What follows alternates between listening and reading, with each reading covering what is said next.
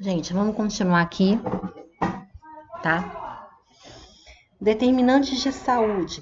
Os determinantes da saúde podem ser definidos como os fatores que influenciam, afetam ou determinam a saúde dos povos e cidadãos.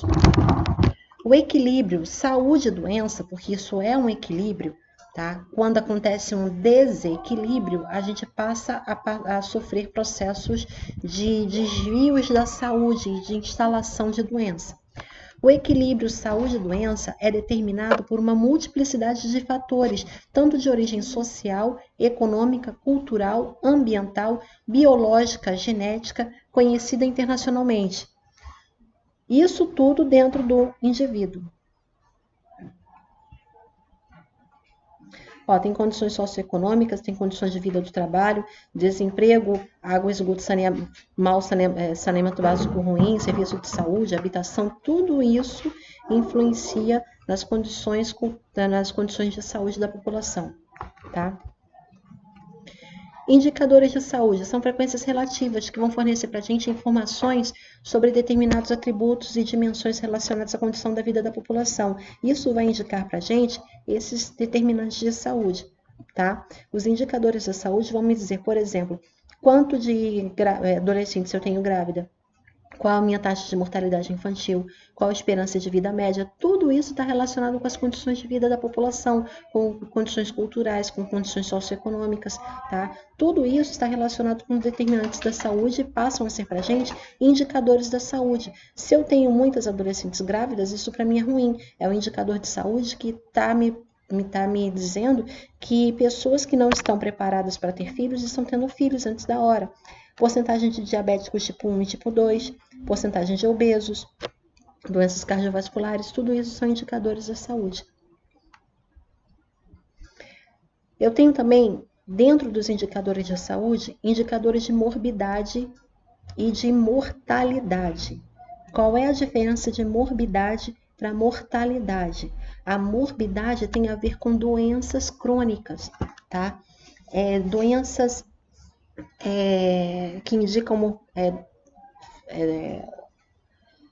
doenças, por exemplo, como hipertensão, diabetes, é, sei lá, asma, são doenças mórbidas, são doenças que não pegam a pessoa e não deixam a pessoa tão cedo, tá? São doenças crônicas. Indicadores de mortalidade são indicadores que vão me tratar da mortalidade infantil, mortalidade por grupos de doenças, por exemplo, cardiovasculares, respiratórias, câncer, mortalidade materna, tá? Então, aqui eu tenho a letalidade, eu tenho morte da população. Aqui não necessariamente eu tenho morte, eu tenho uma doença crônica, eu tenho uma doença que se estende, tá? Outros indicadores de saúde relacionados à nutrição e crescimento e desenvolvimento indicam, por exemplo, se a população que está nascido vivo, ou seja, eu tenho o meu índice de mortalidade está baixo, tá? Tem poucas crianças morrendo, mas eu tenho uma grande população, uma grande proporção de nascidos vivos abaixo do peso, entendeu? E eu tenho também adultos com obesidade. Então, esses são fatores, indicadores de saúde relacionados à nutrição e crescimento e desenvolvimento. Se eu tenho muitos nascidos vivos com baixo peso, isso vai me indicar que a minha população ela é subdesenvolvida, ela não está sendo bem nutrida, tá? Que não está tendo, meu indicador de mortalidade às vezes está baixinho, mas o meu indicador relacionado à nutrição das minhas crianças, por exemplo, eu estou com alto índice de nascidos vivos com baixo peso. Indicadores demográficos. Vai me dizer a distribuição da população segundo sexo e idade. Sexo e idade da população vai definir também um determinado grupo de doenças, porque tem doenças que acometem mais mulheres do que homens, tem doenças que acometem mais homens do que mulheres. Então, dependendo da doença que eu estou em estudo, eu vou procurar um indicador demográfico, eu preciso lançar mão de indicador demográfico para eu ter o meu indicador de saúde adequado. Indicadores socioeconômicos também, indicam escolaridade, renda, moradia, emprego da população. Como a gente viu, isso vai influenciar como determinante de saúde da população. Isso vai influenciar na saúde da população. Outros indicadores da saúde são relacionados à saúde ambiental, qualidade do meu solo, qualidade da água, qualidade do ar, tudo isso interfere diretamente na saúde.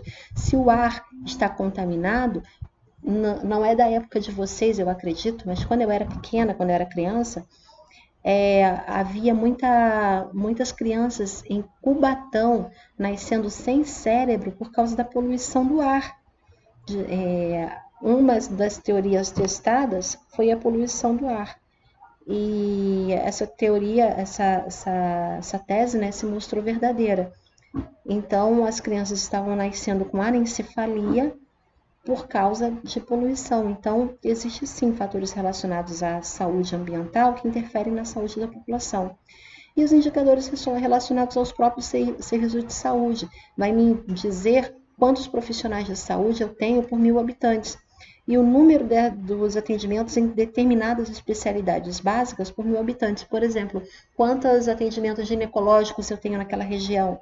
O que vai me falar isso? Vai me dizer se eu preciso investir mais em médicos, ou se eu tenho médico suficiente, ou se a população que não, ou precisa investir mais em médico ou na conscientização da população. Porque não adianta nada eu ter médico e não ter uma população que procura um serviço de saúde. Entende? Então, se eu tenho quantidade adequada de médicos, de profissionais de saúde, mas eu não tenho a população indo lá, é necessário que eu faça, então, trabalho em cima da população. Ou, se eu tenho uma quantidade de população grande para os médicos que atendem, então é necessário investir mais uma quantidade de médicos, tá? E por aí vai. Na teoria, tá, gente? Não significa que isso seja real na prática. Indicadores de mortalidade que é proporcional por causa. Mortalidade proporcional, como o próprio nome diz, é um indicador do tipo proporção, que apresenta no numerador os óbitos e no denominador o total de óbitos que se deseja conhecer. Tá? Por exemplo, aqui em cima eu tenho todos os óbitos por aquela determinada causa que eu quero saber, por região, por causa, por sexo, por idade. Eu quero o número de óbitos de mulheres. Aí eu vou colocar aqui o total de óbitos de mulheres naquele período e o total de óbitos no período multiplicar por 100. Aí eu tenho um indicador de mortalidade de mulheres naquela região, tá? E por aí vai. Pra gente isso não é importante, não. Os indicadores da mortalidade podem ser por causa, por exemplo, doenças do aparelho circulatório, por neoplasias, causas externas do aparelho respiratório, causas mal definidas, outros, e por aí vai, tá? Adultos, comparando em diferentes lugares, por exemplo, causa de morte de adultos no Sergipe, causa de morte de adultos no Rio Grande do Sul, por sexo, mortalidade infantil, mortalidade materna. E o que é a mortalidade infantil? O que ela diz pra gente? A mortalidade infantil vai me dizer se o índice de desenvolvimento daquela região, como é que está o índice de desenvolvimento daquela região, se está bom ou se está ruim. Geralmente, em países ou lugares com índice de desenvolvimento baixo, eu tenho maior indicador de mortalidade infantil, ok? E a mortalidade infantil é determinada, tá? Próximo ao período neonatal, entre 0 a 27 dias de vida.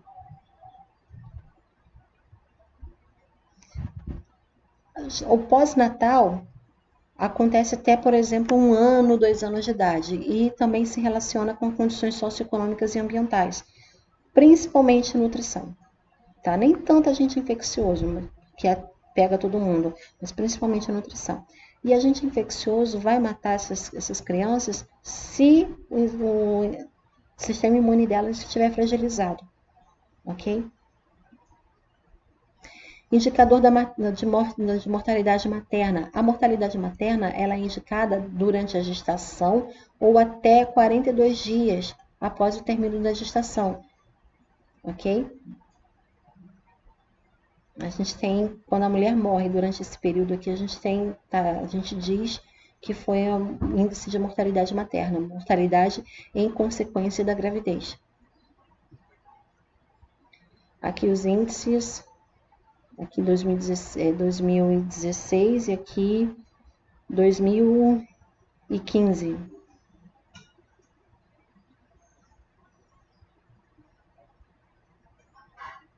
Expectativa de vida é uma outra medida que vai me dizer o estado de saúde da população.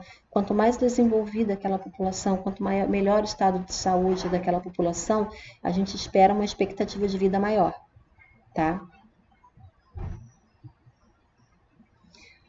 Bom, para o mundo todo, na década de entre os anos 50 e 55, a expectativa de vida era 46 anos e meio. E de 1995 a 2000, nós temos uma expectativa de vida de 65 anos. Em locais, por exemplo, na África subsaariana, por causa da AIDS, essa expectativa de vida se inverteu. Era maior antes, né, do surto de AIDS e se tornou menor depois. Letalidade vai me dizer a severidade de uma doença, quanto que ela é capaz de matar. Tá? Letalidade do coronavírus não é alta. A letalidade da gripe suína, gripe aviária foi bem maior. Ela é definida com a proporção de mortes dentro do grupo de doentes, qual a percentual de pessoas que morrem dentro daquela população que está doente. E também eu preciso de delimitar tempo. Morbidade, como eu já falei, é útil em tendência de certas tendências na mortalidade. Mudanças na taxa de mortalidade podem ser definidas por um aumento da morbidade, ou seja, a pessoa não morre, mas fica com a doença durante mais tempo, tá? Ou a doença ou a sequela daquela doença. Ok? Por exemplo, o recente declínio da mortalidade por doenças cardiovasculares em muitos países desenvolvidos poderia ser decorrente da redução da incidência, ou seja, por melhoria na prevenção, quanto à redução da letalidade também, por melhorias no tratamento. Mas detalhe, tratamento e não cura. Ou seja, você diminui a letalidade, mas aumenta a morbidade. Se não diminuir a prevalência dessa doença por cura, tirar a pessoa do estado de doença, você está automaticamente aumentando o período que ela está doente, vai aumentar a prevalência, aumentar o período que ela está doente por causa da morbidade, ok?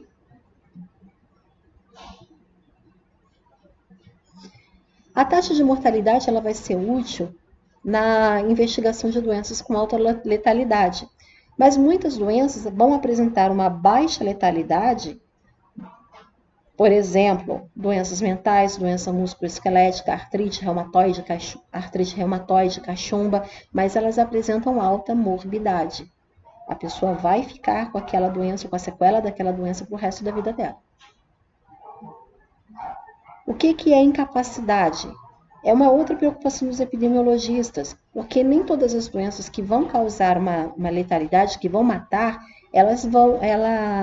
nem todas as doenças vão matar, mas tem muitas doenças que não vão matar, mas vão deixar uma incapacidade, uma sequela, tá? E existe, inclusive, pela Organização Mundial de Saúde, uma classificação internacional da funcionalidade e incapacidade em saúde, que é chamado CIFIS, ok?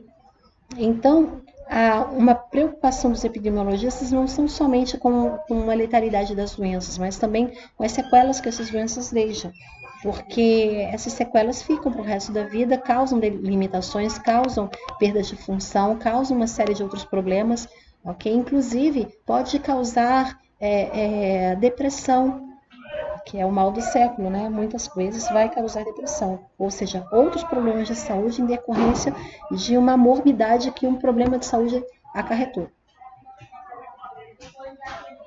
Os parâmetros chaves da sífilis. Limitação. Qualquer perda, anormalidade de estrutura ou função psicológica, fisiológica ou anatômica. Tá? Incapacidade. Qualquer restrição ou falta resultante de uma limitação de habilidade para realizar uma atividade considerada normal para o ser humano. E deficiência, uma desvantagem resultante de limitação ou incapacidade que impede o indivíduo de desempenhar uma vida normal, dependendo da idade, sexo, fatores sociais e culturais. Entenderam? Não. Então vamos explicar. Olha só. Exemplo. Doença poliomielite. Qual é a limitação da poliomielite? O que a poliomielite vai causar diretamente? Paralisia das pernas. Com a paralisia das pernas vem a incapacidade, tá?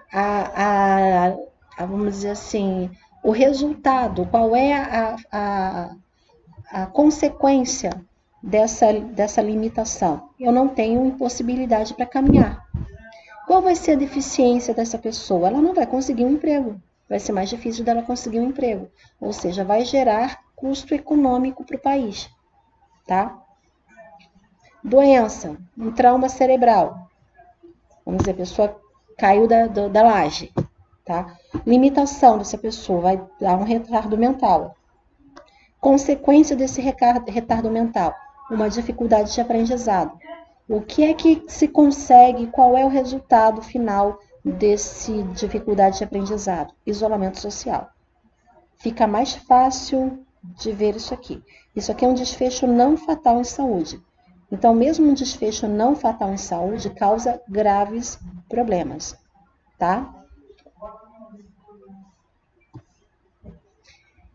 Bom, embora difícil de medir, a prevalência de incapacidade vem aumentando. Por quê, gente? Porque a gente tem descoberto tratamento para várias doenças que antes eram fatais, antigamente eram fatais. Mas agora a gente está descobrindo vários tratamentos. E com isso a expectativa de vida da população está aumentando também. Mas isso não significa cura. Isso não significa que a gente está conseguindo curar essa população, tirar essa população da prevalência, tirar essa população do estado de doença. Então, a gente está aumentando a morbidade dela, está aumentando o estado de morbidade, está aumentando os desfechos não fatais em saúde, está aumentando cada vez mais pessoas com incapacidades e com deficiências. Tá? Isso vai decorrer da ocorrência de doenças agudas, redução da ocorrência de doenças agudas, doenças fatais, ao envelhecimento da população, porque quanto mais velha a população, maior o período dela no estado de morbidade e maior as comorbidades que ela pode adquirir também, tá? Já só por si, o envelhecimento da população é acompanhado de algum tipo de incapacidade, tá?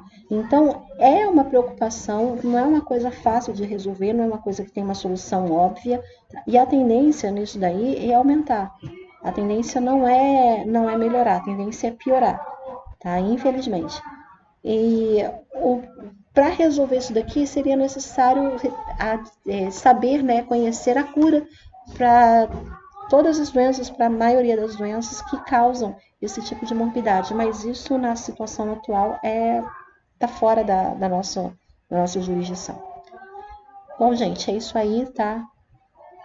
Por hoje é só. Deus abençoe vocês. Terça-feira a gente está de volta. Façam os exercícios e entreguem, tá? Por favor. Segunda-feira é o prazo.